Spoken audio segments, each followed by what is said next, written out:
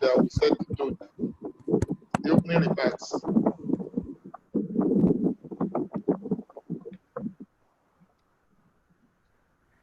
Okay, so good afternoon to the permanent secretaries here on this call, all heads of agencies, directors, and colleagues in the public service, not just civil service. You're welcome to the third, but definitely not the least in the resilience series, the webinar series that we started last week and launched in the Ministry of Establishments and Training and Pensions. For those who have followed the series, resilience, if you look at the word resilience, resilience is the capacity to recover quickly through difficulties of tough times. And how more apt is that than a time like this, when we have probably faced, or we are facing, the most difficult challenge that we may be facing as a world. We're grateful to the leadership of Lagos State for the response to the pandemic, and we're glad that we are also being resilient as a workforce by joining this call. We started last week with looking at resilience from three different perspectives. The first one was from the perspective of the government and how, as a government, we can ride the storm. So we looked at it, for PSs and cabinet members, and then we looked at resilience and what it means for the workforce. Today, we're going to the micro level and looking at resilience from the individual perspective. We're glad by the response. In fact, I'd like to thank our amazing public service, who, in fact, we had to increase the number of seats in our virtual classroom to accommodate you all. We had 1,890 people register for the webinar last week. And we know that this week, or today, we'll probably get another record number of registrants and attendees. Please, as you go through this, I don't want to take too much of our time, because I know that we have three extremely experienced leadership experts with us to share their thoughts on how we can be resilient leaders. I'll wait for the Director of Training, Mrs. Lolade Aino, to introduce our panelists and our moderators. I've known all of them for a very long time, and they are all in various capacities, my ogas and my mentors. So I'm excited to have three of them on this call to come and share from their experience with us in the civil service. So I'd like to encourage you all to please take notes, be prepared. If you have any issues, any questions, please put your questions in the Q&A icon at the bottom of your screen. You'll see a few icons. Next to participants, you'll see a Q&A icon. Please write your questions there as the recording or the webinar is going along, and I'm sure the moderator will try and collate questions. Also be prepared to share some questions live. We're going to be asking people who raise their hands. If you have a question to ask, please raise your hand by clicking on the participant icon, and there's a raise your hand icon on there. We'd like you to do a few housekeeping things, which includes you to mute your mic unless you are going to speak. If you're not a panelist, if you're not speaking, kindly make sure that your microphone is muted. And if you do have questions to ask, or if you're called to ask a question, unmute yourself and make sure you get straight to the point with your questions. When I do training, we say kiss your question. KISS means keep it short and simple, go straight to the point, so that we can have enough time to respond to the questions, as many questions as possible. So with that said, thank you very much for joining us on this webinar. And I hand over to Mrs. Aino, Director of Training, to introduce our stellar panelist and moderator. Thank you very much.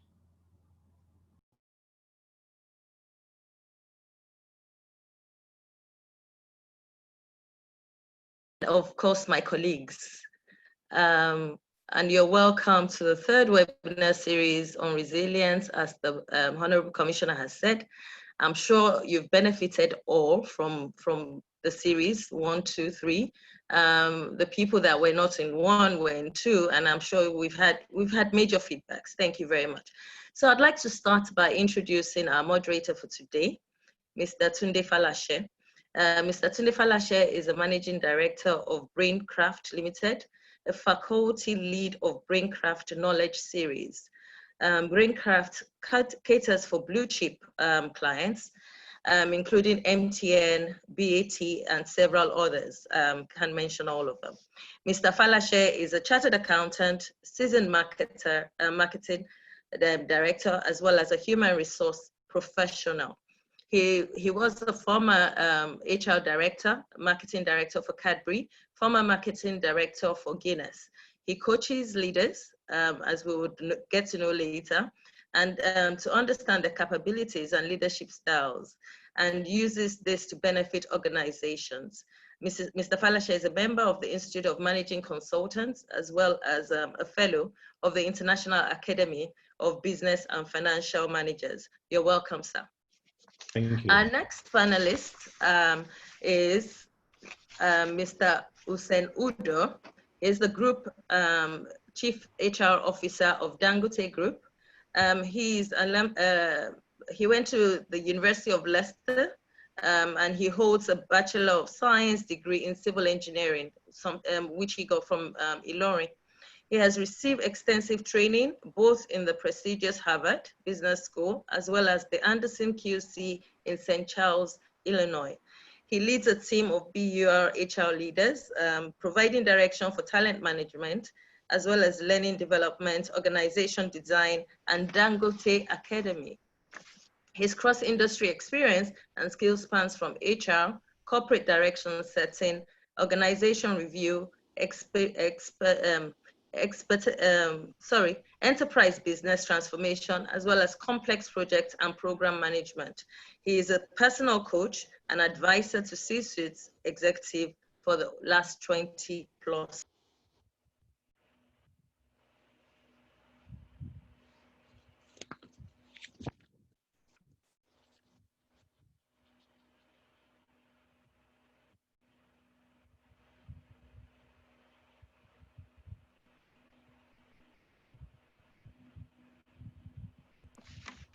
I'm so sorry about that.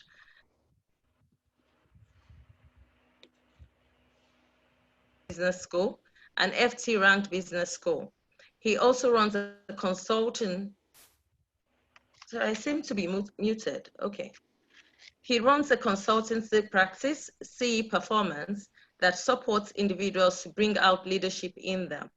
He holds a Master of Science and Doctorate degree in Business Policy and Organization Development from the University of Wales, Cardiff. Professor was the HR Vice President for Royal Shell Downstream Business in Africa. He is a member of the Executive Management Lead Team for Shell Oil and a member of the Shell Downstream Global HR Leadership Team based in Johannesburg, South Africa.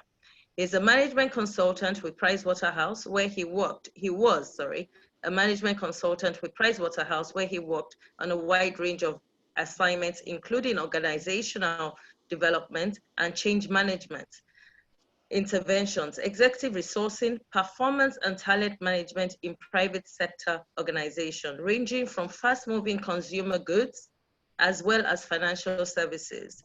Over 25 years of management and leadership experience in blue chip multinational companies, he now enjoys supporting others as a coach, a consultant, and a faculty to a couple of business schools. You're welcome, sir. Over to you, Mr. Tunde Falashe, and we welcome you onto this. Thank you very much, Lolade. Good afternoon, all. My name is Tunde Falashe, and I am pleased to be your moderator this afternoon. I bid you welcome to the webinar, and our topic is resilient leadership. I do know that we have gone through some protocols, but do allow me to acknowledge and appreciate our indefatigable governor, Mr. Governor Baba Jide Sanwo-Olu. And I must also acknowledge the presence of the brains behind today's webinar, our amiable Honorable Commissioner, Mrs. Ajibola Ponle, and of course, acknowledging all the permanent secretaries who are present on this webinar. Now, could we be doing this at a better time? Look at what is happening all around us. It is always a pleasure to take on learning, and I'm sure everybody on this session is of a similar mind. But at no time is it more important when the learnings are topical and relate to situations that we find ourselves embracing. As a nation, as organizations, as teams, as individuals, we're all going through the scourge of COVID-19. And so I'm sure you all agree with me that the choice for this topic for this session could not be more apt. Now, the inescapable truth in life is that we can run, but we cannot hide from the challenges that life will throw at us. And much as we know that the beautiful diamond is shaped from a continuous pressure that is built in over time, similarly, we know that our own ability to overcome challenges is character forming. And it's a definition of our leadership as individuals or as teams. And what this webinar will be trying to do is making a case for one of the most important tools that organizations, experts, purveyors of management, leaders of time past have all agreed tends to be the standout tool, that key driver that allows us to overcome. And yes, that is this concept of resilience. Now, we are truly privileged to have with us two world-class resources. You have heard the Honorable Commissioner give you their biodata. So what I will do as moderator is give you an initial sense as to how they want to address and if you may unpack the topic. What we're going to be doing is they're going to look at this from two dimensions. So the first dimension will be looking at resilience, looking at a robust analysis of this premise of resilience, trying to come about at a framework through which one can appreciate two things: the complexity, but also the opportunity behind this concept of resilience. And momentarily, I'll be getting Mr. Usain Udoh, who has been introduced to you, the Group Chief HR Officer of the Dangote Group, to now do justice to this. And he'll take us through this in about 20 minutes. After this, I will do a brief recap, and then we will go on to the second dimension. You know, I said we're taking this from two dimensions. So the second dimension, having gotten a framework, understanding what resilience stands for, the A to Z, if you may, we will then have a personal and individualistic dimension. We'll be looking at how we as individuals can build and shape our own resilience and providing an excellent and unique tool. You're going to love this tool. I heard about it when we were doing our own panelist briefing yesterday, and I must tell you, it is something to look forward to. So Dr. Akpariston is going to be taking us through a process that you as individuals can use to say, how do I navigate what I've taken on from what Mr. Udoh has presented? How do I personalize this? So before we get into this, can I just remind us again, the power of this exercise will be for us to learn and share. So you heard the Honorable Commissioner mention it. I'll just reiterate. We are expecting questions. We will take the questions after the two sessions. And please log your questions. At the bottom of your screen, you have the QA button. I'm already seeing two questions there. And you can also ask a live question when we get at the tail end of this to the Q&A session. Again, you go through the participants tab and you'll see a field there that says raise your hand. And that allows you to then share some questions in real time with us. So that's what we have laid out for you. I'm sure we're all excited and looking forward to getting into this. You're not going to be getting just learnings for the workplace. You're going to be getting what we call life skill learnings. So they go beyond the topic as it may seem, and it extends to everything you do in all your spheres of life.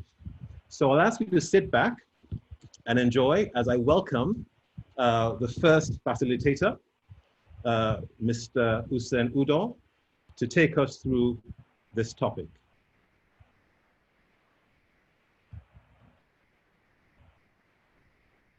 Thank you very much, Tunde. I would stand on existing protocol. This is a fantastic initiative. And I think most organizations should learn from Lagos, from Team Lagos. I'm so proud of what Lagos is doing and setting an example for the entire nation. When you talk about resilience, and you talk about it in the context of leaders and leadership, like Tunde has said, I'd like to approach this, first of all, from the concept. Let's all have the same definition for the concept. Resilience, basically, in simple terms, really refers to your awareness of the situation you're in. Your awareness of the situation you're in, and understanding of being aware at a much deeper level. Not only are you aware of the situation you're in, but you are also very conscious of your emotional reaction in that situation. You're very aware of how you behave or how you would behave in that situation. The very premises of being resilient is that self-awareness. Consciously being aware of your emotional reaction, consciously being aware of how you behave in the situation. It's that degree of awareness, it's that depth of awareness that would enable you be better in control. It's what allows you take a deep breath.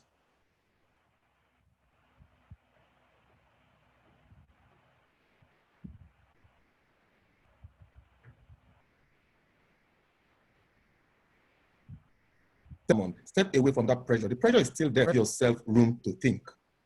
Let me give you an example. Where if you're flying a fighter jet, for example, before you can become a qualified pilot of a fighter jet, you would have gone through extensive training. There have been several scenarios. What do you do when a plane is chasing you down? What do you do when bullets are being shot at you? All of those you trained on all of that. But when you get into a combat situation, it isn't the training, it isn't what you know that would save you. It is what you remember to apply. It isn't your knowledge as a leader or as a person that would save you when you are in a situation, not your knowledge. It is what you remember to apply. Your ability to step away from the pressure and give yourself thinking time and bring all your wealth of experience to bear is what would save you. And that's what resilience is about, is your being aware of the situation, being aware of your emotional reaction, and then being aware of your behavior. That awareness is what enables you step back, think things through, and then see the opportunities in the situation. And the point I'm making here is that every situation, every difficult situation that you would ever face in life always has embedded in it opportunities, always. Think of the most difficult, the most painful situations, every single one you can think of. If you look carefully, there are always opportunities embedded in them. So with that agreed, it is, in simple terms, your ability to cope with setbacks, cope with the obstacles, cope with the barriers that are thrown at you with limited resources, cope with limited resources. That ability to step back, the emotional strength to step back and be able to bring your all to bear is what resilience really means in simple terms. Now, having established that, what I would really like to dive into, because we've got 20 minutes, is explain resilience at a much deeper level. Resilience is closely tied to a concept called efficacy. Efficacy. Efficacy is your ability to cause things to be. And you may want to write down this quote. Outside of nature, nothing exists that did not first exist in a man's mind. Outside of nature, nothing exists that did not first exist in a man's mind. That means every single thing you have, the problems and the solutions, starts from the thoughts of a man. And that's your efficacy, your ability to cause things to be. It starts from your ability to think. Now, when you're under pressure, when you are in difficult situations, the first thing you lose is your ability to think. And that's chemistry. Your body actually begins to shut down certain parts of the organ. And you need to be careful about making sure that you can be in control, which is what we were talking about earlier, that resilience, being able to step back. Now, where does efficacy come from? A large part of it is closely tied to perseverance, perseverance under pressure. And if you listen carefully, you understand that perseverance, you cannot really persevere in any situation unless you truly believe that you can redress that situation. It is impossible to persevere in a situation unless you truly believe that you can redress that situation. You can cause a better situation to be. That's when you persevere. Let me give an example that will make it easy for you to remember this. If you put a bright toy in front of a child, the child will stretch for the toy and try to take the toy from you. If you move the toy away, further away from the child would cry, but he will stretch and keep stretching for the toy. If you put towels, you put pillowcases, you put pillows, you block the toy off, but you let the child still see the child will cry, stretch, and try to reach for that toy. But if you take that toy away completely from the sight of the child will cry for a while, stop, and go and play with other things. By moving the toy out of the sight of the child, you've caused the child to believe that they can no longer cause that event to be, they can no longer get the toy. So they give up. That's exactly how perseverance works. So your ability to persevere is not based on the size of the problem or the size of the challenge. It's based on the size of your belief. The size of your belief that you can bring something to bear. You can change the situation. You can bring solutions. You can create solutions. It's your belief that you can that causes you to persevere. You're persevering against a challenge, going at it repeatedly, is your resilience. Because if you go at it persistently and long enough, nature has shown that even the gentlest flowing stream hitting at a hard rock persistently over time will crack the rock. And that is exactly how efficacy, perseverance relates to resilience. So this resilience, therefore, is the foundation. When you say you're talking about a resilient leader, this perseverance is the foundation that creates those kinds of leaders. But this doesn't start when you become a leader. It starts right from childhood. Like I just gave the example of a baby. It grows with you through your teenage years. So as adults or as parents, each time you just give your children things because they asked you for something, you just make it available. You make sure that you don't want them to suffer. You give them all the gifts. You give them all the holidays. You take them everywhere they go. You give them loads of pocket money just so that they don't suffer. So your children are not seen to be out of pocket. What you're actually doing is that you are robbing them of their ability to cause things to be. You're robbing them of their efficacy. Because the first time they run into an hurdle where they cannot get something by asking, and they have not been put in situation where they have had to work for something, they've had to earn something, then they struggle. And you don't develop it when you are the problem, you develop it before the problem actually comes along. So having put that clearly on the table, and I think we're clear about that. So there's quite a bit of work for you here as parents. You've got to help your children begin to develop that resilience from when they're young, because life is going to happen. No matter how wealthy you are, no matter how much money you have, life will happen and those children will face challenges. And if you rob them of their efficacy from when they were young, it will be quite unfair to expect them to display it when they get older. Okay, because it's not something you grow overnight. It's something you build over time. Now, when you do come into yours as a leader, what are some of the things you ought to be playing now? What are some of the things you should focus on as a resilient leader? I'll talk you through 6. We've only got 20 minutes. So I'll talk you through 6 key ones, and then you can do your research around the others. The first one, as a resilient leader, you should focus on is communication. You need to learn how to communicate. And what are you communicating? It's your vision. As a leader, you must have a vision that you can enthuse people with, that you can excite people with to cause them to want to act. Now, just having the vision is not good enough. You have to be able to communicate it, which means you must have the lexicon, you must have the grammar, you must have the words and sequence them correctly to be able to enthuse people around a vision that you have.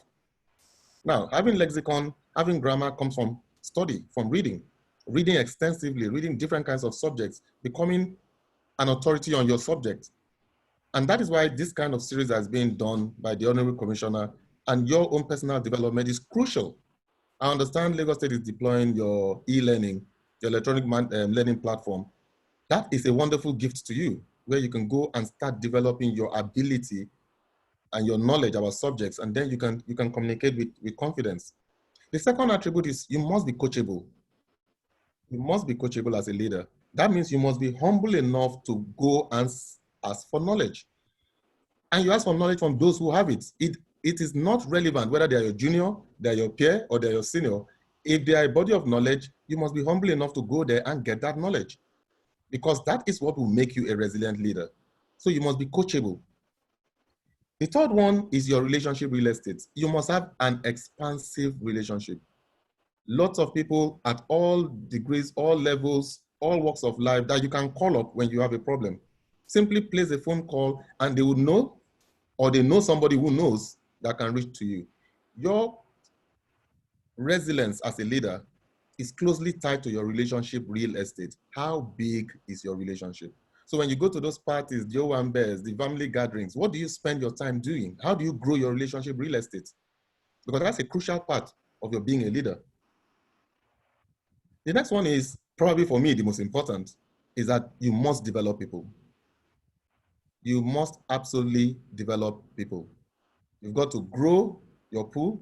You have to develop your next set of leadership, because you can't be a leader when you don't have leaders following you. The most resilient leader is the leader of leaders. So if you're not growing your pool, you're not growing your leadership, growing the guys under you to be leaders, then you are weakening yourself as a leader. Then obviously you have to be a risk taker. You have to be a change champion. You must be bold enough to take on the big challenges. You want to be relevant, take on the big challenges. And that requires that you're bold. But your ability to be bold is closely tied to where we started from, your belief. And that belief system, like I said, can be enhanced by these attributes that I've spoken about. I've told you about being able to communicate your vision clearly, being coachable, developing the relationship real estate, developing others to follow you so that you can be a bold risk taker. And the last point, obviously, is being decisive. You must be decisive, but you must carry people along. Especially in the public service, you must carry people along. Be decisive, consult widely, carry people along, and then once you've stuck with it, stay with it, persevere with it until the solution comes. Let me wrap up, because the next thing you're going to be talking about is how do we make this happen? So let me begin to wrap up so I can turn this over to Akin. Akin is now going to give us the framework for activating all of what I've told you. So in wrapping up, let me give you some practical things you can start doing on Monday morning, next Monday. Take lots of notes like our commissioner has said. Starting from Monday, the first thing I would like you to do, aside from going home and making sure that you begin to redress the issues with the children, okay, is approach your task in recognition of the fact that if you are on this webinar, you are already a leader. That means you have to believe that you are bigger than the challenge. COVID-19 is a challenge. By the way, this is not the biggest epidemic we face as humans. It's not the biggest. It's just because we're just a lot more aware and there's social media now. So this is not the biggest. This too will pass. Leaders are optimistic and they are energetic. So you must approach the challenges you face, both at work, at home, in the community, with optimism and with energy. Don't be the one spreading everything they send to you on WhatsApp. You feel you must spread it. A lot of those are just fear-mongering. You must be optimistic, you must be energetic. The challenge that we're facing now, which is my point number 2, the challenge we're facing now begins to unveil the opportunities that we've always spoken about. You've heard future of work repeatedly. This challenge has actually brought future of work closer to us. So welcome to the future. This is where your ability to learn, unlearn, and relearn those things you thought you knew are absolutely crucial. This is the new normal. We'll never go back to where we were before. Many employers of labor are going to question their operating model, and they're going to question the costs they've been carrying. So we're not ever going to go back to the way we were before. And if you're working in the public service and you truly want to stand out, you truly want to make yourself stand out and be a part of the mainstream, a owner's mindset is crucial. Owner's mindset. Having an owner's mindset will set you apart from the crowd. Public servants of the 21st century, the successful public servant of the 21st century must be a problem solver. You must be willing to be a part of a solution. You must be willing to be part of a crucial project. You must have a owner's mindset and go at your problems with a solution mindset. If you really want to stand out as a public servant, you must be a problem solver. And the key capability that will differentiate you is that point I spoke about earlier, your relationship real estate. You don't have to be an expert in everything. You just need to know and have relationships that you can tap into. You must be a subject matter on something, but you must have a whole relationship of several subject matter experts, people you can tap into. Who do you know? Who are the people you have in your network? What's the basis of your network? Is it knowledge or is it some other thing?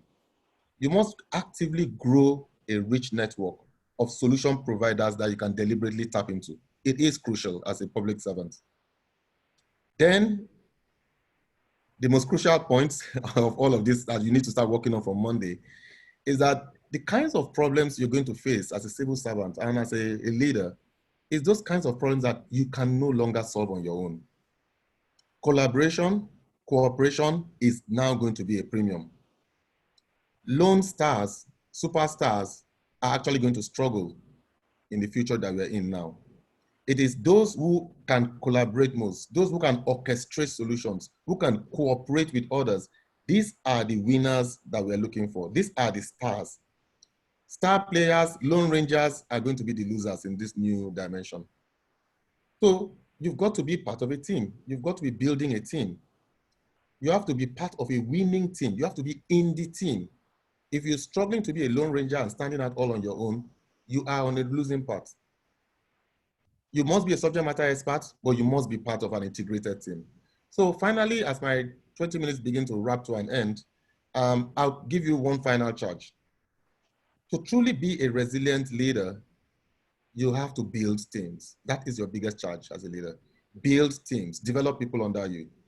You should not be threatened by good people. You should not be threatened by good quality people. You should embrace them, enable them shine, and orchestrate an environment where your great people truly thrive.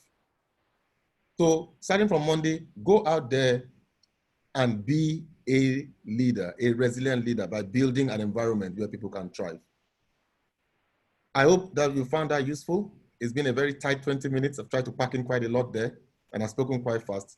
So I will turn it over to Tunde. I've spent about 19 minutes, so I've spared a minute. Tunde. Thank you very much, Usain. First of all, let me commend an amazing resilience in managing 20 minutes. I was actually blown away. So you hit it right on the head. And let me, on behalf of all listeners, commend a very concise, a very clear, and a very compelling case made. With your permission, I'll just touch on a few things because I noticed that some people have been joining us as been speaking. Usain took us through an excellent definition of resilience, and it was an interesting one. It was not just an ability to cope with challenges and barriers, but married with your ability to step back emotionally and then bring out what you have to bear to be able to address the challenge. So he pointed out right at the outset that there's a twosome. It's an awareness and then an emotional capability of being able to touch within you and bring out what you have to overcome. He spoke very persuasively about how you define it, that awareness. It's not what you know, but what you remember to apply. And for those of you who might not have been on the call at that stage, I was really captivated by your example of the jet fighter pilot. You're there in a life-threatening situation. You have a plane. You're about to, your electronics are saying missiles lock. We're about to be blown away. What do I do? And you've had 2.5 years of training.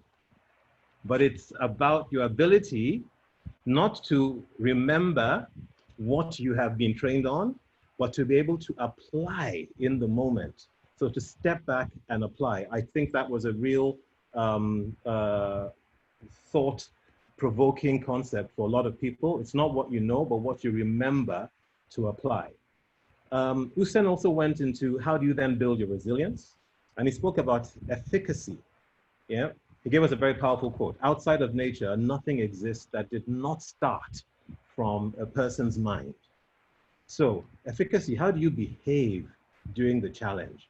And that is where this very powerful word that Hussein played around with, which is perseverance. And the big thing that drives perseverance, Hussein reminded us, is belief. So it is not just about how big the problem is, but your belief that you can actually surmount the problem. And I hope you were all already in the session when he gave the example of the child. That persistency is really a very big thing. Hussein, what that provoked in my mind is something that all parents on this webinar have in common, is that we are all trying to get our children to the top of the class. So you can imagine the pressure for the top of the class. Every person on this call is trying to achieve the top of the class. But if we build on what Hussein said, you should not be admonishing your child by saying, why can't you get all A's? Rather, you should be building their belief by saying, you can get all A's. Jide, you are an all A student. Build the belief. So you run faster with building a platform than through admonishing and sanctioning. And this is also what Hussein called grit, right? So building your resistance to challenges. And this took us to Hussein's third aspect, which was then, what should you focus on? If you are saying, I buy into this, I want to work this journey of resilience, I see the advantages. So Hussein gave us a couple of things that you could focus on. The first being vision. And he broke up that vision into different things. The vision for self-development, the vision to inspire through your communication, to have the vocabulary. So can you inspire self? Can you inspire others to be resilient, particularly in these type of times? And the vision thing is what I, at times, contrast to that black nylon bag that we're all familiar with in Nigeria. And at times you see that nylon bag blowing in the wind. And none of us can predict which way that nylon bag is going to blow. And that must not be the way we plan our short, medium, and long-term destinations as leaders. And the resilience is the glue that is going to make your plan actually transform into a reality, that belief. Hussein also mentioned as a second point, you must be coachable, humility. Gandhi said, learn as if you're going to live forever.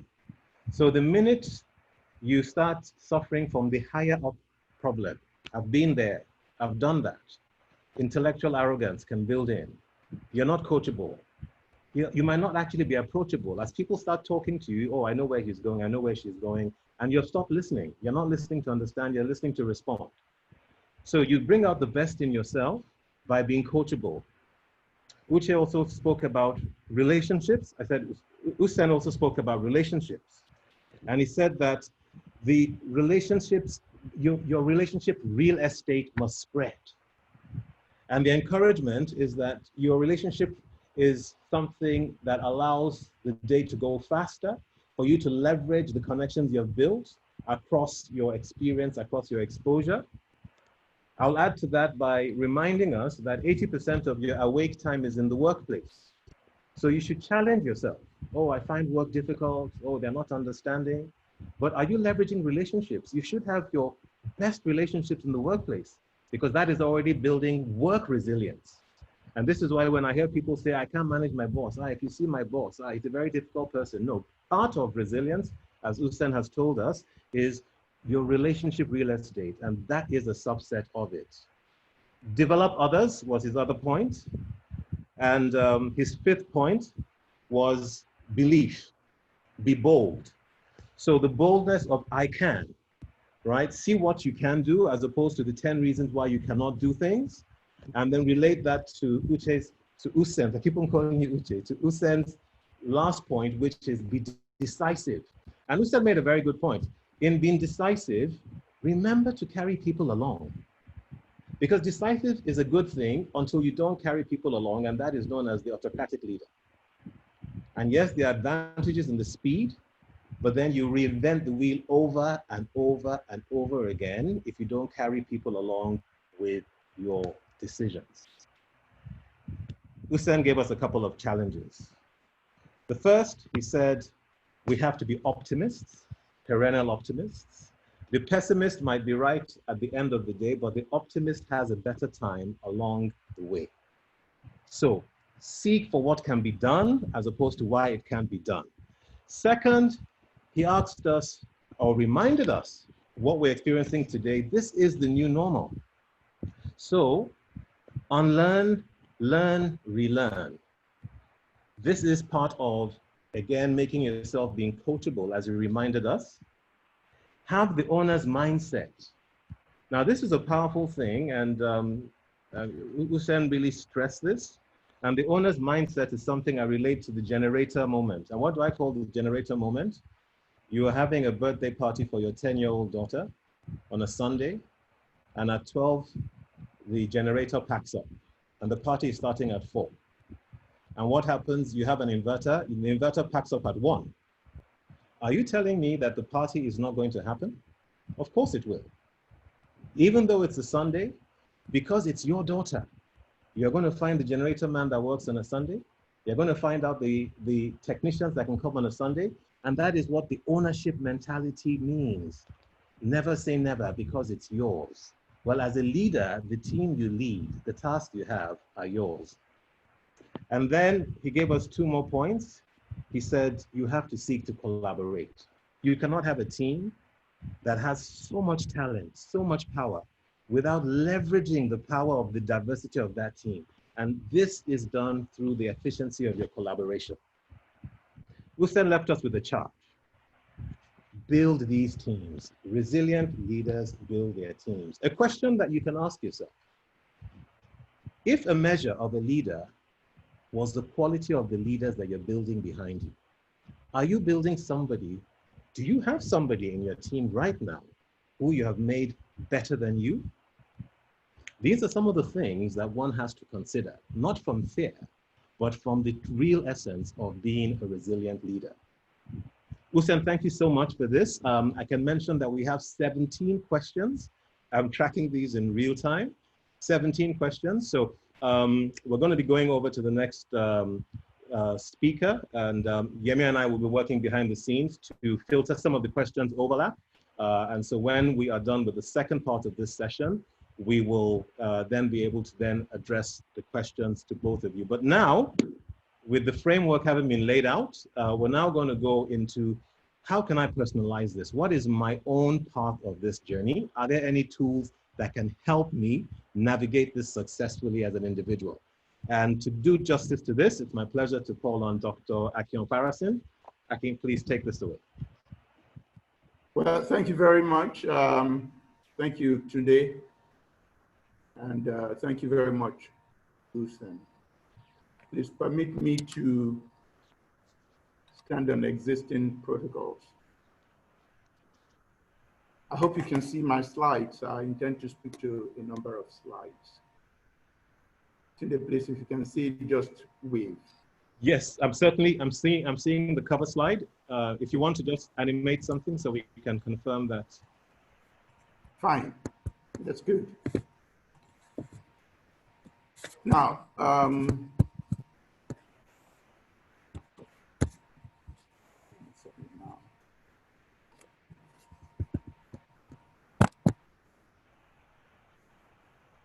these small word letters are very important. That's where I want to anchor or take my point of departure from what Hussein has said. We're all leaders. Leadership is what you do. It's not the position you occupy in a hierarchy. And the evidence of your leadership is what you cause other people to do. Finally, what you do is seen in visible behavior. So if you're talking about being resilient, your resilience comes out in the behavior that others see. And what others see is what causes them to do what they do. Behavior. Frankly, behavior is just the tip of the iceberg.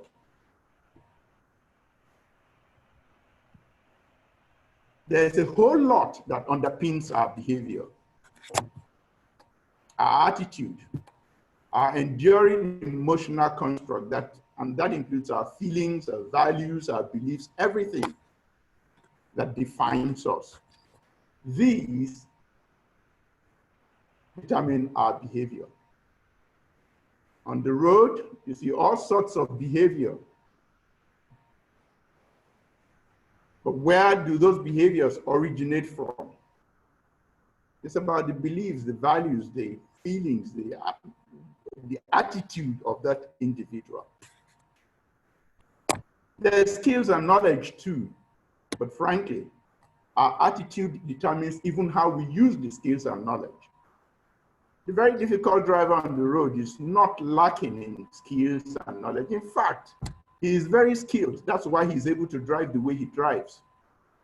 What determines what he does is his attitude, what he believes. And if you're going to change behavior, the place to start, the place to engineer that is in the attitude of the person. So leadership is who you are. And I'd like to give you an instance. When you feel an emotion, what do? Suddenly something fearful hits you.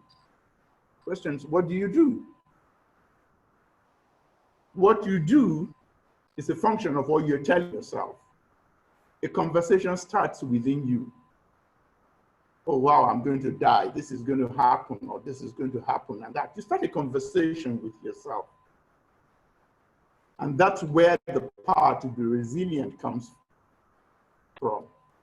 Because we have the power to edit that conversation, to interrupt that conversation, and frame that conversation, and take control. So the question I ask is, what comes?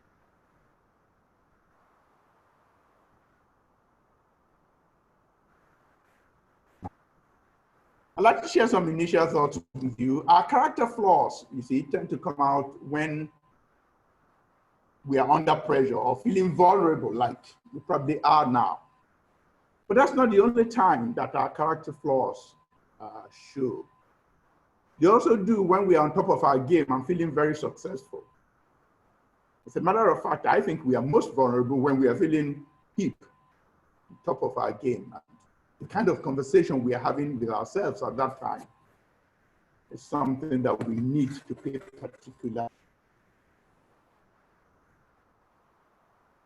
Let's look at something like anxiety, which is what anxiety and fear are not necessarily such bad things, you know. They are things we are equipped with. They're meant to. The only problem is that the brain is not able to distinguish what real danger is and what imagined danger is. For imagined ones, there's really nothing you can do if it is a real danger. You know what to do. You jump or you run or do something. But for an imagined one, there's really not much you can do. So we end up developing solutions, looking for problems. And when we can't find one, we create the problems ourselves. And that's where I was talking about when I said the conversation you're having with yourself, are you creating problems that don't exist?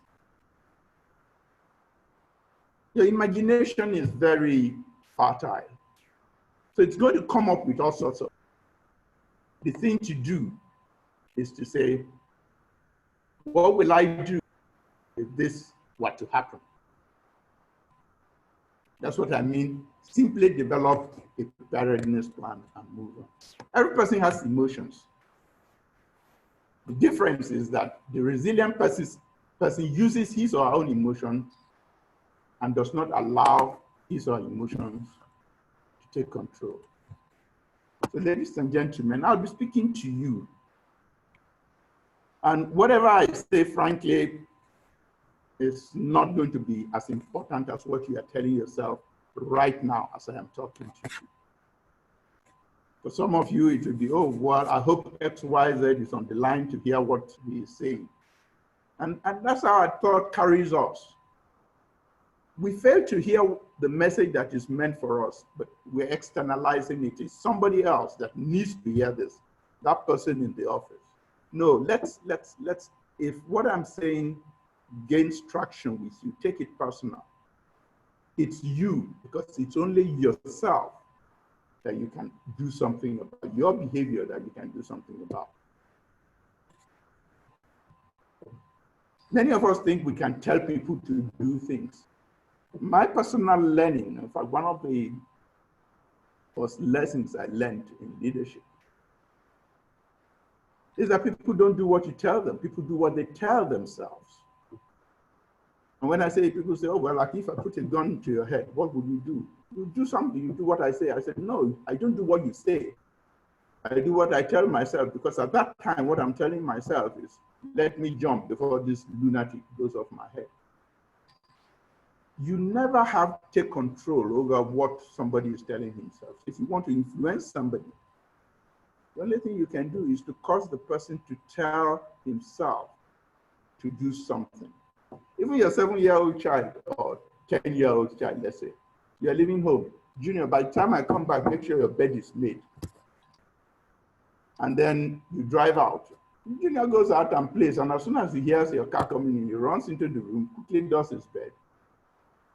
And as soon as he's coming, hey, mommy, welcome, and I've made my bed. And mommy thinks, oh, well, that's because I told him. No, it's not because you told him. It's because he told himself that if I don't do this bed, this house can get very, very, very quickly. It is not what you tell people that they do, it's what they tell themselves. And that's a very, very important thing that we must learn. The first thing we must tell ourselves at this time, what to do about the tyranny of social media. It's real. Many of us are locked down, but we are not locking out all sorts of things that are assaulting our mind. That's what I call the tyranny of the social media. Everybody has suddenly become an expert on what nobody understands. The first thing to take control of is your thoughts. I'm going to take you through a number of steps in taking control. What a resilient leader must do. The resilient leader starts by realizing his or her reality. Realize your reality. I'm afraid. Why am I afraid? You're not to fight it. It is telling you something is not right. So what do? The emotion is only a messenger. What is the message? Fight the messenger. But do not let that messenger control you. Make a choice. What am I going to do now? And that's where your conversation with yourself is important. You begin to listen to your own conversation. Don't feel entitled. I am this, I am that. That's where it starts. Not feeling entitled could be very painful because it entails pulling down some form of facade or defensive covering that you have built around yourself and this and that. Who have you been telling yourself you are that you are not? Can you imagine XYZ was rude to me? Yeah, well, people are rude. That's why such a word exists. You may not be able to control the person who is rude to you, but you know what you can do. That's how to take control. Otherwise, you get people very easily under your skin. Do not feel entitled. Always interact your conversation and track your emotions. That is how to realize your reality. Know where you stand, know where you are. But do not ignore those emotions, like I said, track them. There are what I call the primary emotions, the fear, anger, and allure. They're spontaneous and they go away when the conditions that trigger them ceases. As soon as the thing that causes the fear or anger gets away, the primary emotion will go. However, here is what happens. They trigger secondary emotions and then tertiary emotion. So fear will trigger apprehension, anxiety. Anger will trigger vengefulness and thoughtfulness. Somebody does something and the person says, oh, I'm really, really sorry. It should go, but no, what do? You stay on it, you begin to think, I'm going to do this, I'm going to do it for him, I'm going to do that, I'm going to do that. Where is all of that coming from? Those are the second emotions that are now being triggered, vengefulness and hurt. Because the original primary emotion is gone, and so should that emotion have gone. The anger is gone, but then we begin to feed secondary emotions. The secondary emotions linger beyond the primary emotions that initiate them only because they are fed. They are fed by the conversations we are having with ourselves, what we are streaming into our mind. I will deal with this, I will do this to him. Or, oh, you're going across the road, a car almost hit you, and it didn't hit you. Rather than go, all sorts of thoughts begin to happen. Do you know I could have died there? Do you know this and this and this? In fact, some people take it far to begin to infer meanings of where it is coming from, how it started, and probably implicating people who have nothing to do with it, and they freak themselves out. We need to take control and always edit the story that you're telling yourself. There's a difference between I choose not to and I cannot. Oh, I cannot stay in the dark. I cannot do without this. No, you can do anything. It's just that you choose not to. So rather than now, I cannot do without ABC. Tell yourself, I choose not to do without ABC. And as soon as you say, I choose not to, you suddenly find out that you're empowered. Because frankly, you can. These are some of the things that you need to begin to learn to do. You can only do this if you are in control of your emotions, what the conversation you're having with yourself.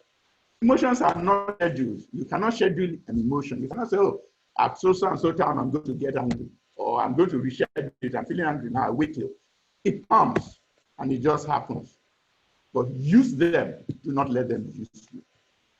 Know yourself and accept responsibility for who you are and build your character in the gym of relationships. Hussein talked about relationships. Very great. But relationships are actually where we build character. That is where we develop resilience. That is where we develop self-control. That is where we develop a handle on our emotions, the things other people do to us. Relationships are very good gyms. What are you learning from the gyms? And always remember you're a variable in the calculus of relationships. It's not always about the other person. What are you doing to cause the other person Because if you can control what you are doing, if you can control what you're telling yourself, then you have greater power over the conversation you're having with yourself, and you become more resilient. That's realizing your reality. The next thing is interrogate your reality. Explore the maze. It's like a maze. There's something you call the zone of full control. Then there is, of course, the zone of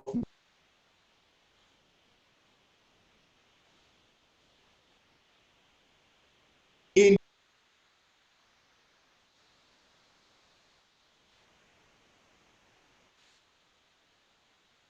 when we are in control, you just go ahead and do it.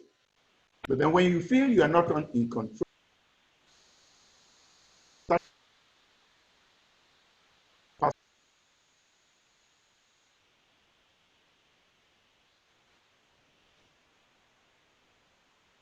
these are what I tend to.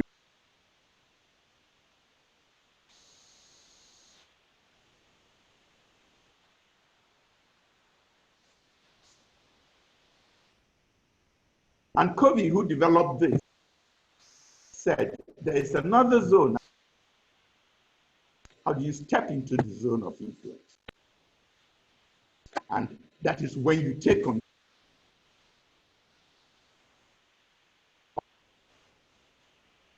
There's discomfort, all right, but it's creative discomfort. It can kill me, but it has not killed others. Some, maybe yes, it has, but you're not dead. What can I do to address it? If you can do something, get on with it. If there's nothing, then who will be affected if X, Y, Z happens? Then you begin to take measures. That's what I call develop preparedness, your preparedness plan. What have you been telling yourself you cannot do that is actually what you have chosen not to do? Tag those. Fresh anxieties may arise as you explore this. That's when to interrupt and go back to confronting those realities and realizing your realities. Okay, so it might be iterative. You start editing your conversation again.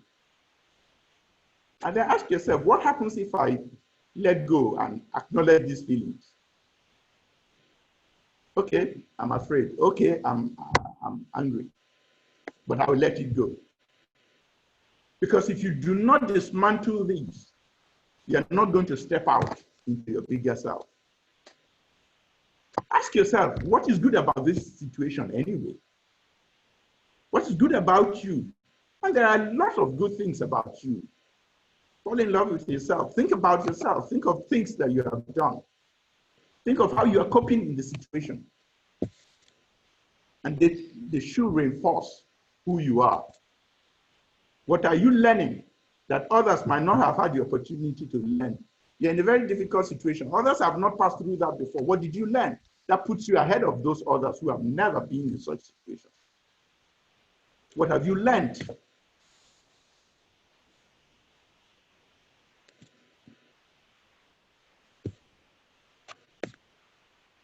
Respond, always respond, do not react. Hussein mentioned that, so I will not dwell too much on that.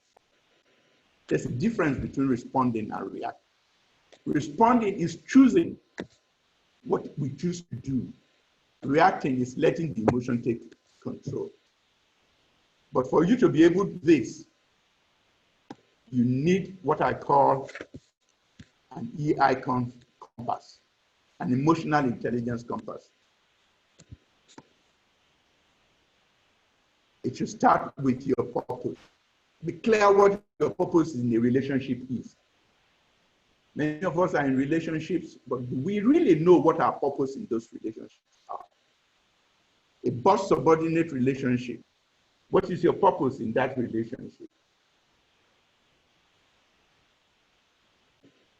That is very, very important to know, because we eventually abuse something we do not know the purpose of, and that includes our roles. The easiest way to abuse a relationship, our role in any relationship, is to do things just because we have the power. just because I can. Doing things just because you can is not a good thing. Let us always be informed by our purpose. Establishing the purpose of your role is key to stabilizing your emotions. Then you go on and design. What outcome do you want? Find strength in your purpose, because you will define your purpose anyway. Hussein mentioned something. He talked about courage. Where does courage come from? It's not because you lack fear. As a matter of fact, I say that courage is fear in itself. It's fear of what will happen if I don't do something. That's where the strength comes from. And people read it as courage. What will happen if my purpose is not fulfilled? So you find strength in your purpose. That's how you find courage. What resources do you have? Treasure what you have and be thankful. Then having done that, you enable yourself. Energize and empower yourself to step out. Believe in who you are. Nurture your strength that you are discovering, because as each hardship comes, as you are either at the height of your success, as you are happening, as they say, or you're feeling extremely vulnerable, there are things, if you track it, that you will learn about yourself. Nurture those strengths and see how you address the vulnerabilities. Value the lessons you have learned on your way here, including your failures that success might not have allowed others to learn. That's how to be a resilient leader. A resilient leader will realize his or her reality, interrogate his or her reality, design the desired reality, and enable yourself to get on with it. That's how you ride the wave of emotions, anxiety, even the euphoria that comes with success. Again and again, it's iterative. You might have to do it over and over again. Ladies and gentlemen, thank you very much.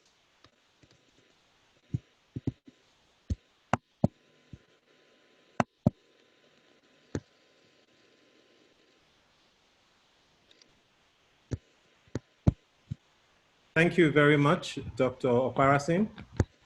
I think, again, a great and very compelling guide as to what we can do as individuals to actually get resilience to work for us. And in this instance, Akin took us through something that is quite evocative, reminding us that we're all leaders. And leadership is not a position, it's about what we do. And those we lead will see our resilience from a standpoint of how we bring our abilities to bear. So your behaviors will show your take on resilience.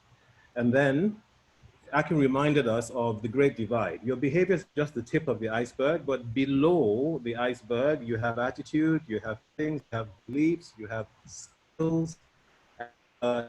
Point about you can be skilled, but attitude, as indeed for feelings, as indeed for beliefs, is the platform on which all those emotions below the iceberg that drive your ultimate behavior, they all hinge on.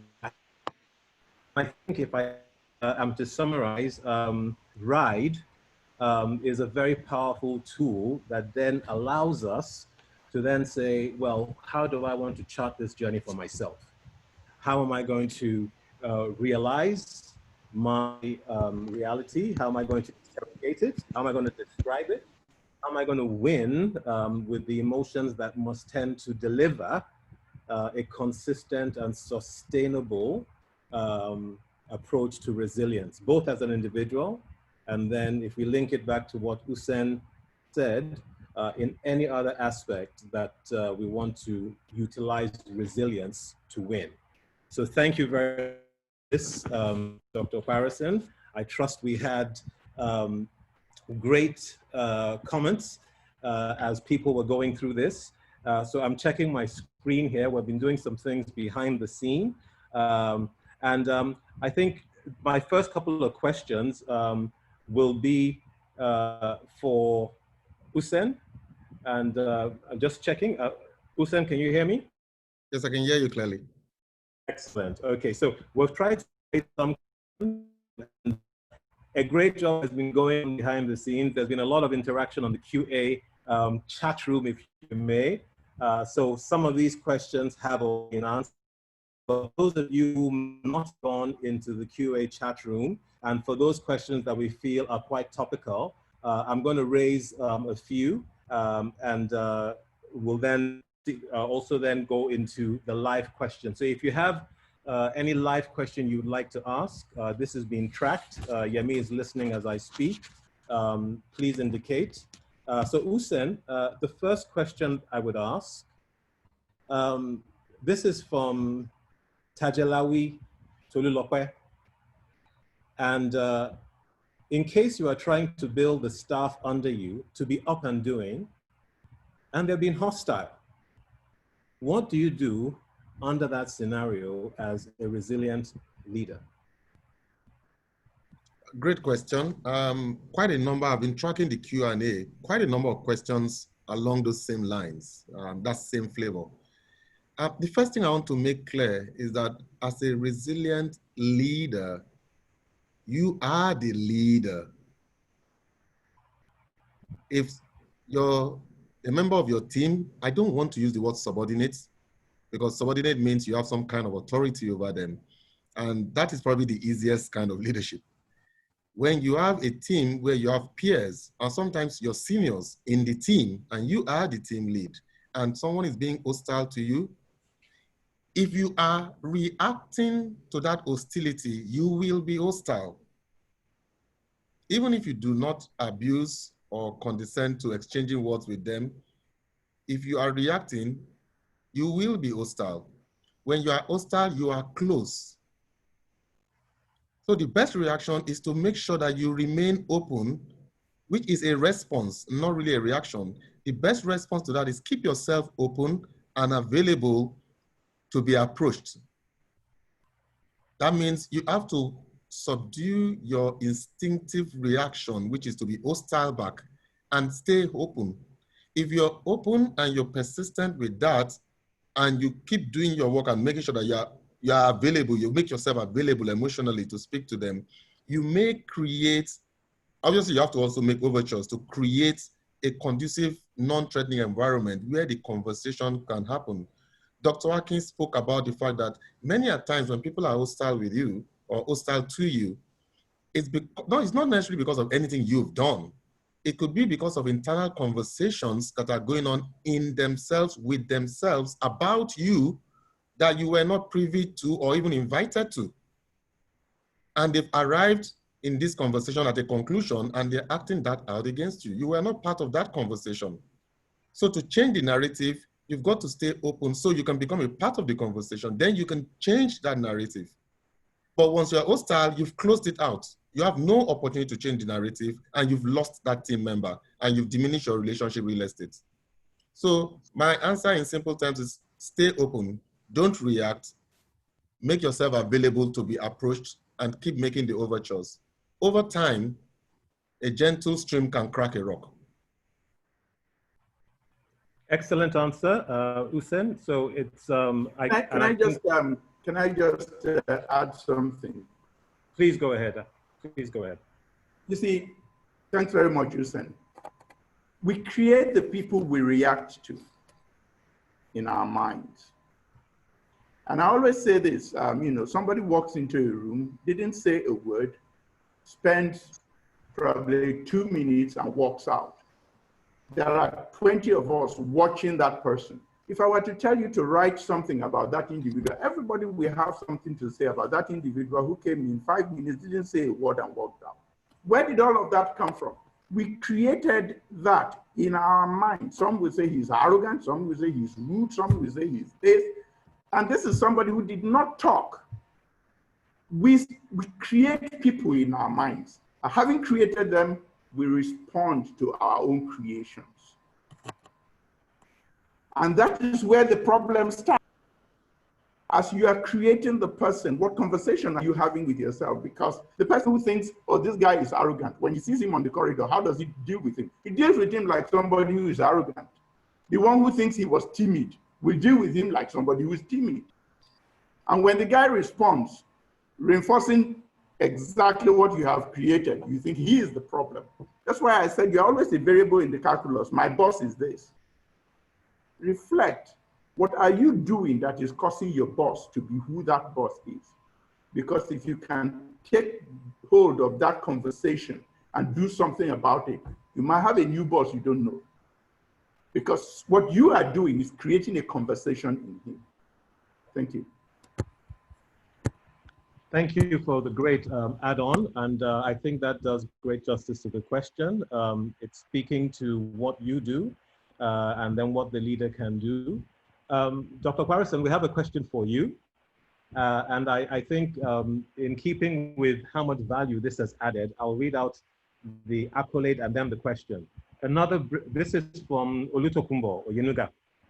And the question goes, another brilliant presentation by Dr. Harrison, but can you speak to work-family balance, which is critical for an emotionally balanced and resilient leader? Can you speak to family balance, which is critical for an emotionally balanced and resilient leader? Well, it's a very broad topic, and frankly, I don't know where to start. Work-life balance, work-family balance. You see, they're not compartmentalized. You are who you are. We bring family into work, we bring work into family. That's how I. And the best way to do it is to always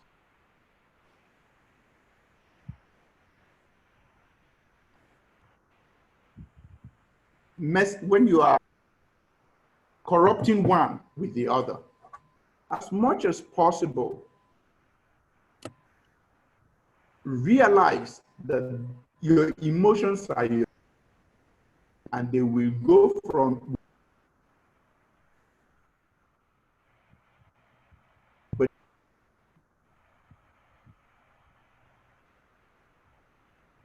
one does not have to.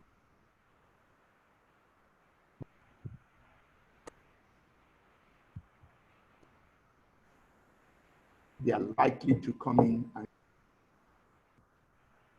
same, it goes the other way around.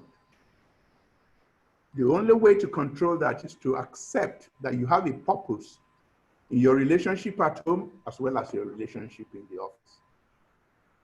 And you must recognize what your priorities are and how you want to address that. It is very, very important to get your priorities right. Because as you make work pay for what should be happening at home, it will show at work and you have a price to pay. By the same token, if you take what is work into home without realizing it, there's price to pay at home. And unfortunately, the price you pay at home very often is a very severe one that might even come back to affect you back at work. The most important thing is to recognize your emotions and how you're feeling, whether it's at work, at home. Be very clear of what your purpose is, whether it's in the home relationships and the work relationships. And let that drive what this thing about, well, I can do it, even if it's at home. I close at this and I do this. You are doing this just because you can. And that is not right. If you let your purpose in the home drive what you do, and you let your purpose in the office drive what you do in the office, that is where to make that priorities. That's where to separate the two. I hope that's been useful. I don't know. I think that's a really great answer. Thank you very much, Aki. And I think that gives a lot of food for thought, trying to balance off resilience as a resilient leader with the emotional intelligence that we have to bring to bear, juggling family life and work. So it's not a surprising question. Indeed, there were other questions that we have grouped in that. I might come back to one. I want to try and do at least 4 more questions. But I'm going to go to Usen now. So Usen, the question here was from Babajide Adepoju.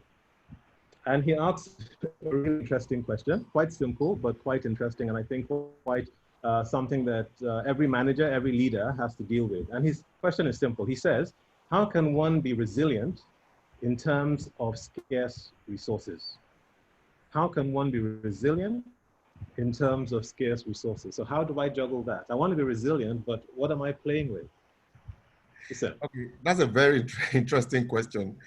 The truth of the matter is managers are required because resources would always be scarce. If the resources were not scarce, then all I have to do is give an instruction manual to a messenger to go and carry out the instructions. It is exactly because the resources are scarce that we need managers. Managers are supposed to come in and bring their dexterity to stretch scarce resources to cover areas that even the provider of the resources did not think it would cover. That's what makes you a manager. Now, how do you go about doing that? It goes back to your ability to bring your body of knowledge, the knowledge you have access to bring it to bear on the problem, to then stretch your scarce resources. So you notice I said body of knowledge. I didn't say your knowledge. I said body of knowledge. That is why leaders then go out and get the body of knowledge by building teams of leaders who are experts in areas that you as a leader don't even know much about. So they help you stretch your scarce resources. So you go to your relationship real estate, your friends, they ask you to build a COVID-19 hospital in 1 week. Nigeria has not built a hospital in years, and you're told to build a COVID-19 hospital with ventilators in an environment where the entire world is demanding ventilators in 1 week. Trust me, you're not going to build it from your knowledge, and you won't build it from business as usual. That is scarce resources. So you then reach into your relationship real estate. If I'm not going to go and acquire land, how else can I build this? If I can't start putting up physical structures, how else can I do this? How do we deal with firstly, how do you deal with doctors? Where do we get the doctors from? Then you tap into your relationship real estate. You tap into your leaders, and they bring their wealth of knowledge and different ideas. We call that creativity. They bring all those different ideas and creativity into the situation, and then they begin to stretch your scarce resources. That's exactly the process. That's what leaders do. We always think when they say you're a leader, that means you are the one that will provide all the solutions. No, that's not what leaders do. Leaders orchestrate the solutioning. They are not necessarily the ones who have all the solutions. They orchestrate the solutioning, and they are like the, you know, when you watch people who play in an orchestra, the man who conducts the orchestrating may not know how to play any of the instruments, but he is the orchestrator. Brings it all that in, and then the music and the melody is awesome. But the guys who play the different equipments are leaders in of their own rights, and he is not scared of those. He is the orchestrator. I hope that answers the question. I think it does, and Usen, I think you've actually brought to light some of the things you asked us to focus on. You'll all remember that Usen also mentioned relationship real estate.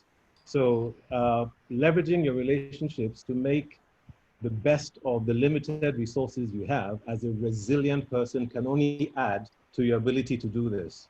So again, this is allowing us to do a whistle stop around a lot of the very powerful material that you've been given, both as a framework and also as an individual roadmap. Okay, so I'm going to go to another question, and this question is for Dr. Okparason. And I think people are now trying to personalize this. We heard the Honorable Commissioner use an acronym KISS. There's one I use called KIR, keeping it real. They're relating it now to the environment.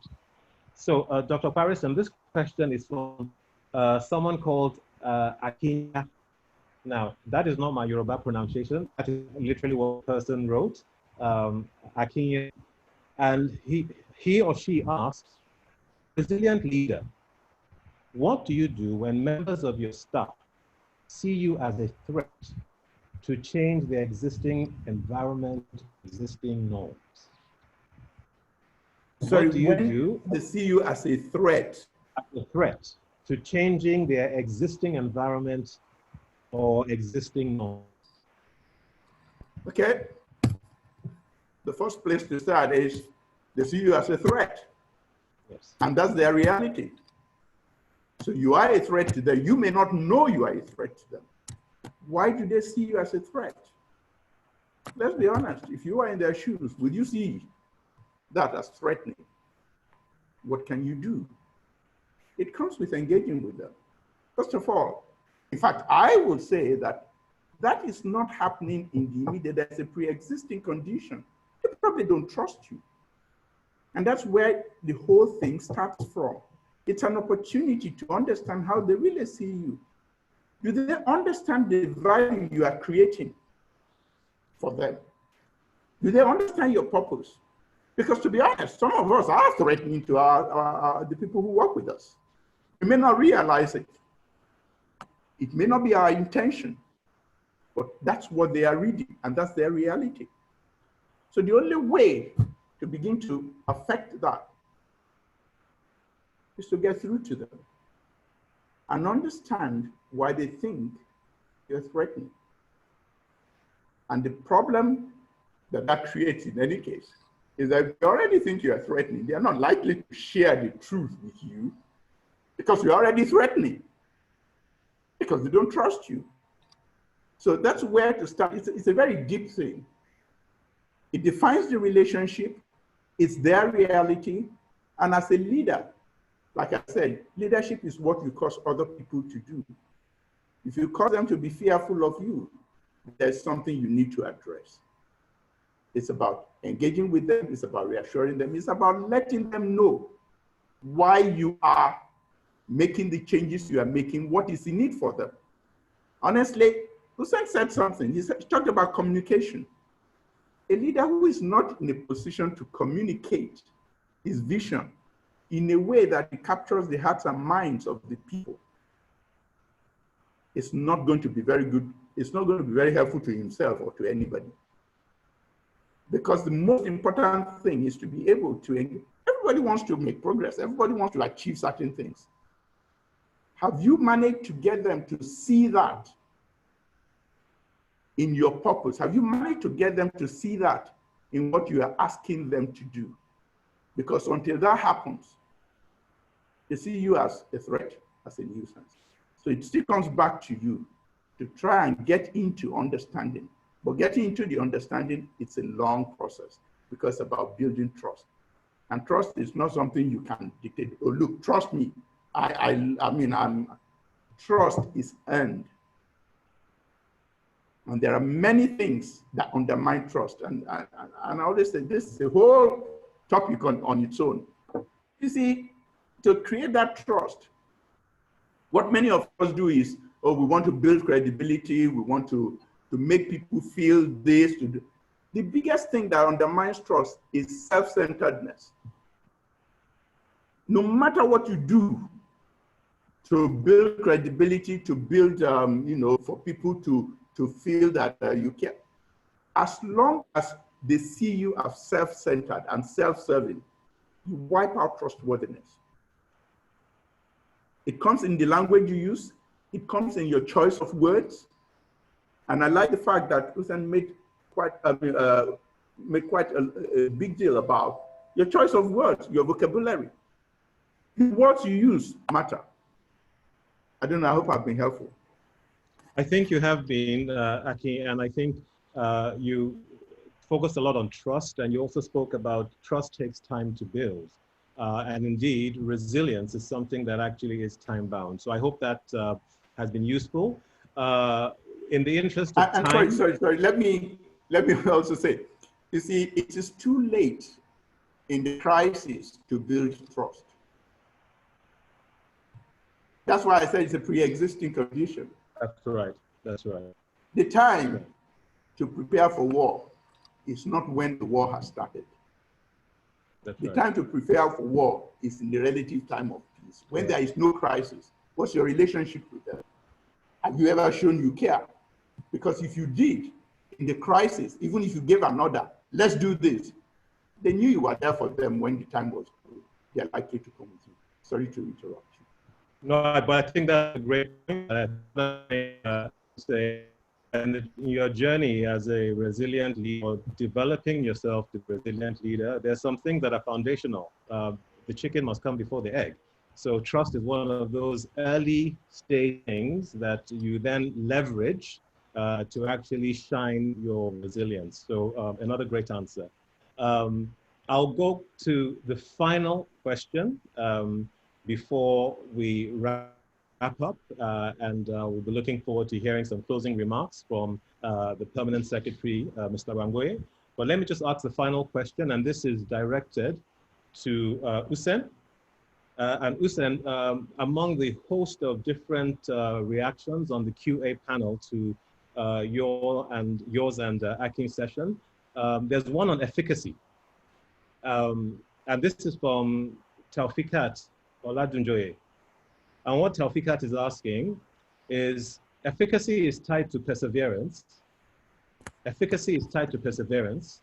How do you reconcile this with a subordinate who does not share this view or values with you while you are trying to get the job done effectively?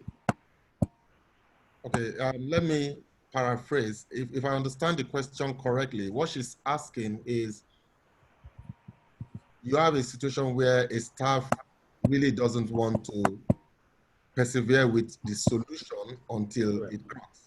Correct. And you are here trying to solve a problem, but they're very quick to throw up their hands and give up and say, it can't work, it is not going to work. Is that the question? That is the question, absolutely. Absolutely. By the way, let me put this very clearly to you. As a leader, that you will always face. The owner of the vision is not your staff. The owner of the vision is yourself. The problem already existed, and the leadership, the stakeholders were looking for a solution orchestrator, and in the 20 million Nigerians that were available, they picked you to orchestrate the solution to that problem, not your subordinates.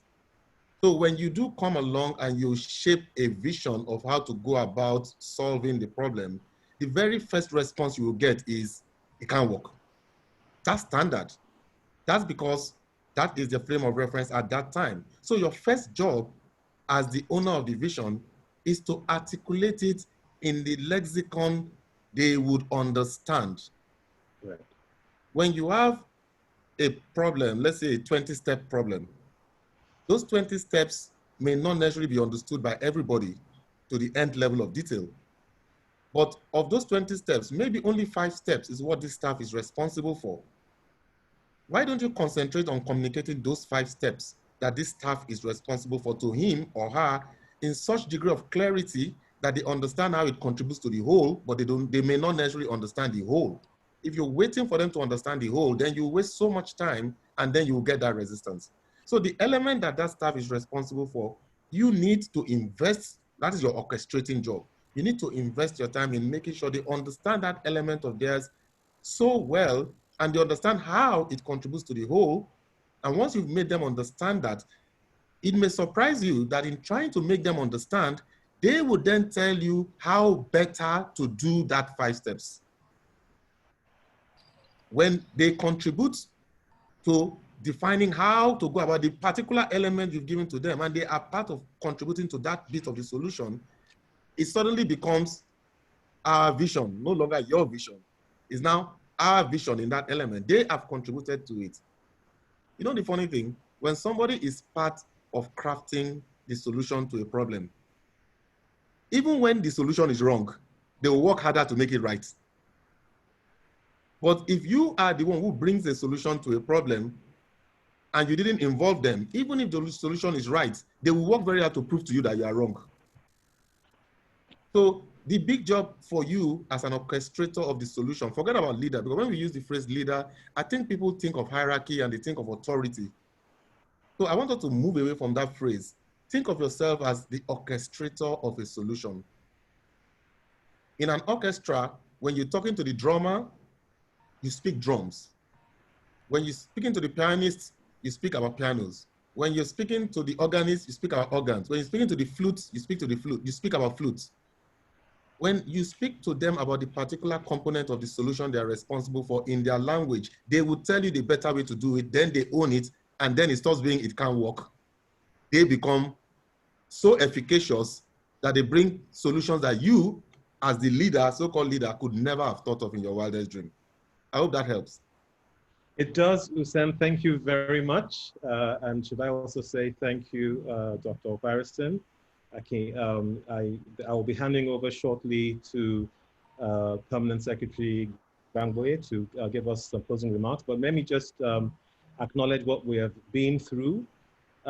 This is a new one that Lagos State is bringing your way. It's been an excellent webinar. You heard Usain mention that this is the new reality. Akin spoke to that as well, you know, in terms of being able to interrogate your reality. And part of the benefits we have about using IT is that I can confirm that there's a virtual round of applause going on across the chat room, both to the organizers and also to the presenters. And people are, as I'm talking, putting hand emoticons as well. So I think it has been a time well spent. You have been given an overall framework to understand where to win with resilience, something that we've all been practicing in our own way over the last week or 2 weeks. But now you've been given a framework for that. And then Dr. Okparason has also allowed you to find how you can get a model to track and chart your own journey towards becoming a resilient leader. So it's been a pleasure moderating this. I will now hand over to Permanent Secretary Gbangboye, who I can see. Permanent Secretary Gbangboye, can I just confirm that you're ready? Thank you very much, the moderator. Before I take the closing remarks, I would want to really request that you please allow me to call in the Honorable Commissioner to give a word or two before I do the closing remarks. Thank you very much. So I yield the stage to the Honorable Commissioner. Thank you. Thank you very much, PS. I'm not going to do the vote of thanks, but I will still thank the panelists and the moderator for doing an excellent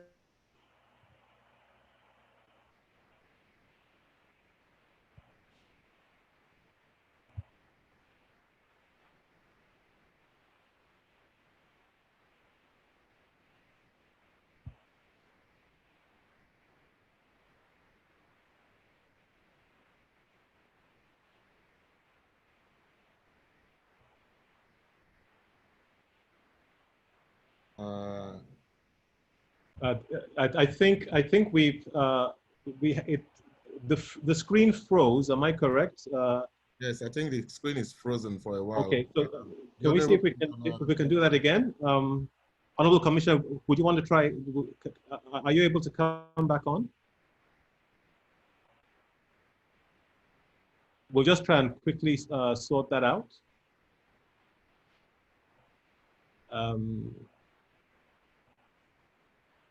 We can see her, but the screen seems to be frozen.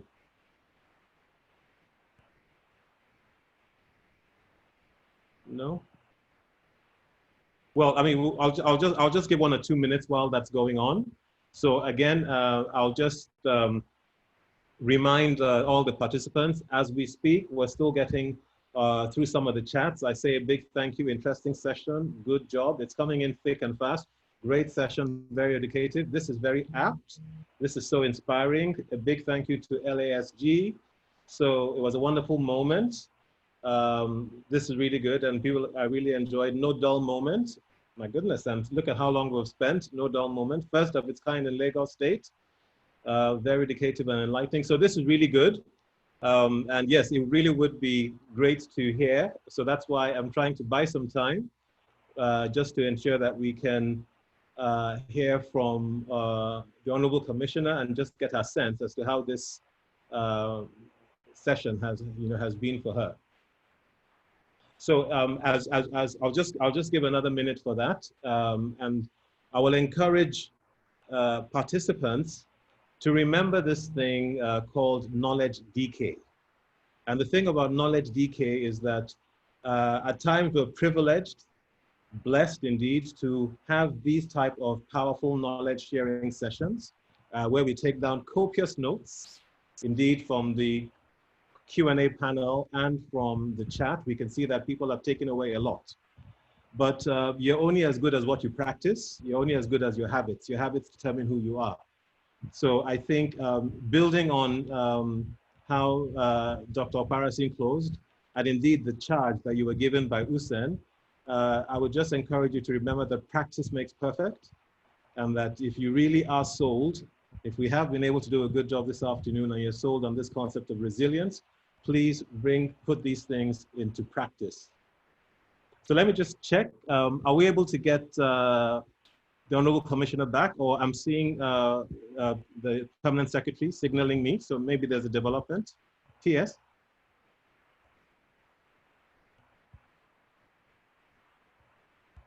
PS, are we going to you, or are we waiting for the Honorable Commissioner?